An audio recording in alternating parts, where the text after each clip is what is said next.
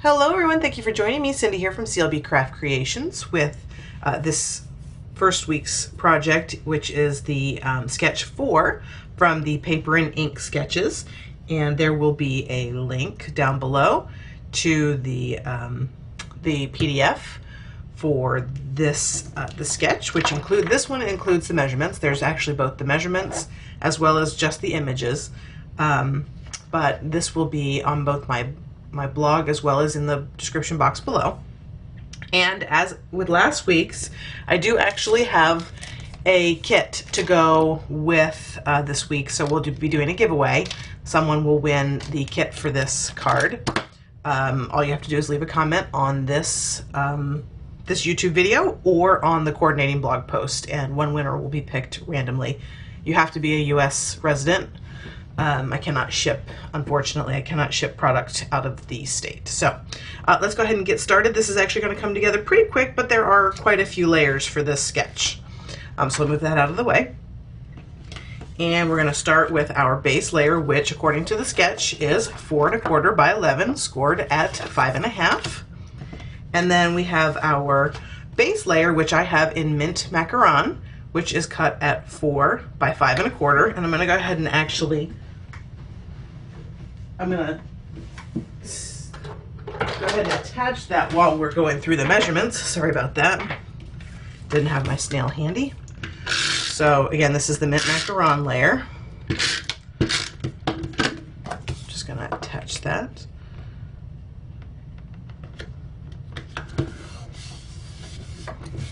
Okay. And then our next piece is going to be a piece of the blooms and wishes. I'll have the correct name of the DSP on the screen, but we have a piece of that which is measured at 3 3/4 by 5, and it obviously is double-sided, so you could choose whichever side you want. So I'm going to go ahead and layer that down.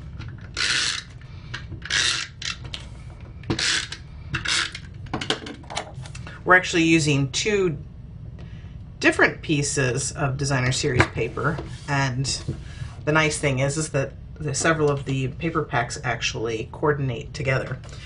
So this is the other piece, which is a mint macaron stripe, which is from the Pop of Pink designer series paper, and we're just going to lay that right down at the bottom.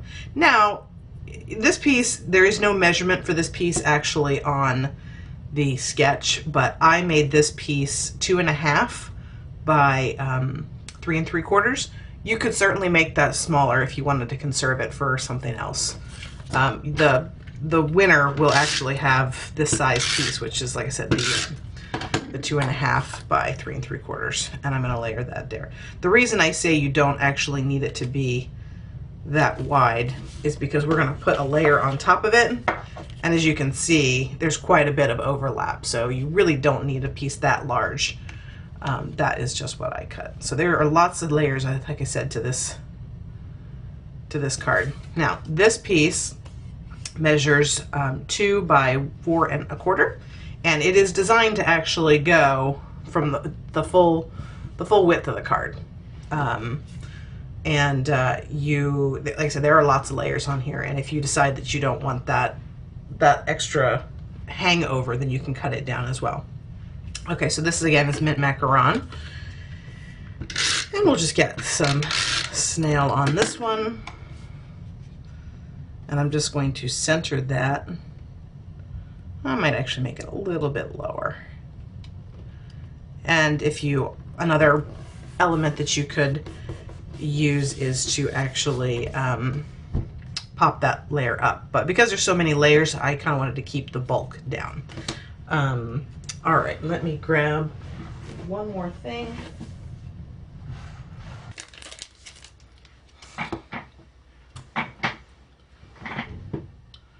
Okay, so now we're going to put, now the sketch includes instructions where it tells you to use the layering circle framelits. If you don't have them and you still have your punches, use your punches. This doesn't require you to do any of these things. These are just starting points for you to do so. And you can then use things that you already have in your stash. So I used, this is a 2 1/4 inch scallop and then a 2-inch circle. And I'm going to go ahead and do my stamping. I'm going to use some mint macaron. And I'm going to use the Blooms and Wishes stamp set. I'm going to use the For You as my sentiment. I'm going to use the, like I said, mint macaron. Just ink that up. Now, if you want to stamp this and then punch it, you could do that. But this one lines up pretty easily. Just putting that right in the center. There we go. Nice. That's all the stamping we have on this card. Now, you could do something on the inside if you wanted. It's purely up to you. All right, I'm going to just take some snail. I'm going to add it to my scallop circle.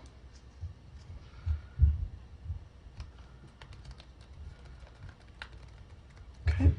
Now I have my piece of Whisper White, and this piece measures 1 3/4 by 4. So that's designed to go right in there. So we're going to layer that with some snail as well.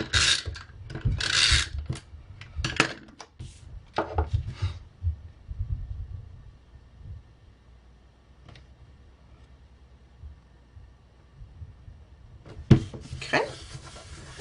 And then this piece is going to go right here on the right. And I did change this up, as you can probably see, or you will see from the sketch. I did not use any ribbon on this card. I was feeling like there was just a lot of stuff going on. Now, this is nice just as it is, but on the sketch, we have this little piece here where we're adding the elements, or the some sort of either enamel dots or rhinestones. I'm going to take that and I'm actually going to put them, right here. I have 3, and I'm just going to center them up. So instead of doing the ribbon, I'm just going to add 3 rhinestones as best as I could center them.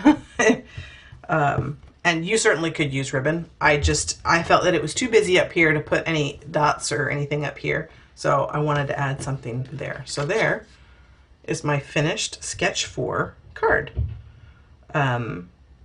So head on over to my blog and you can pick up the PDF for your sketch challenge.